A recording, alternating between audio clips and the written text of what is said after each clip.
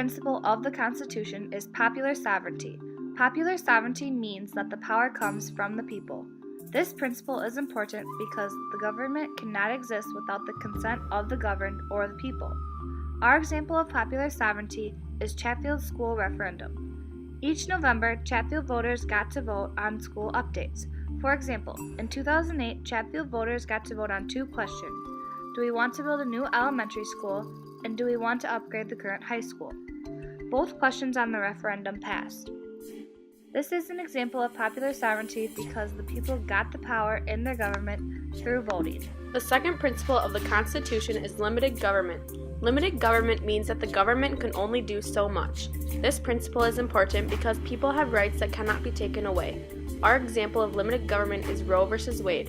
In 1973, Roe v. Wade ruled unconstitutional a state law that banned abortions except to save the life of the mother. The courts ruled that states were not allowed to outlaw any aspects of abortion.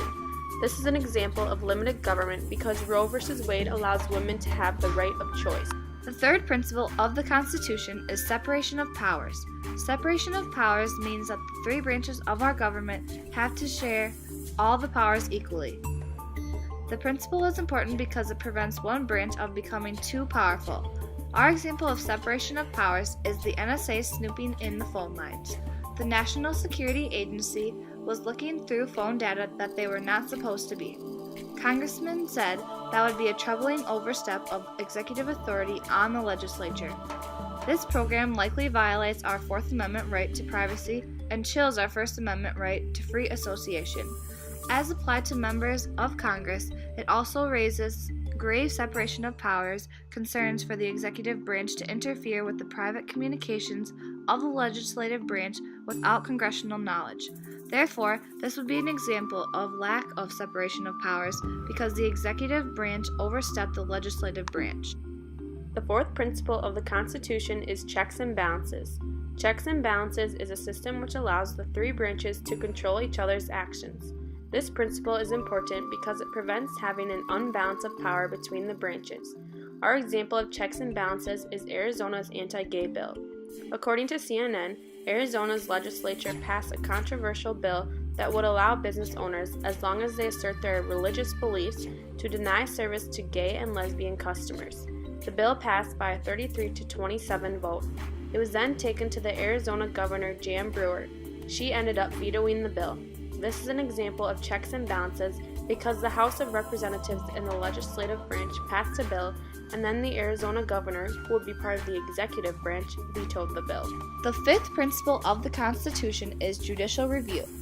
Judicial review is where the court can rule the constitutionality of the acts of the government.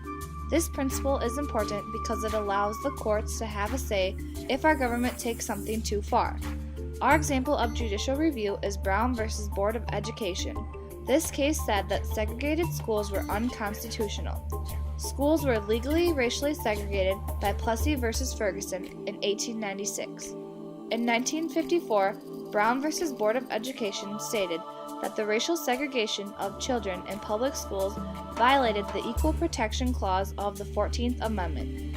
This is an example of judicial review because Brown v. Board of Education brought up that Plessy v. Ferguson's law of segregated schools was unconstitutional and the law was overturned, therefore making all schools integrate. The sixth principle of the Constitution is federalism. Federalism means that there is a government system that is divided between a national government and many local governments. Therefore, states have the power to have different rules on some matters. This principle is important because the national government controls some things but then gives states and local governments the power to make rulings on other things. Our example of federalism is the case of Ingram v. Wright. Ingram v. Wright was a court case dealing with corporal punishment. A student, Ingram, was paddled by his principal, Wright. The courts in Florida allow corporal punishment. Therefore, the court concluded that it was okay for Wright to have paddled Ingram. Not all states allow corporal punishment. This is an example of federalism because it shows how state governments have the power to control certain things, and it is not always the national government that controls everything.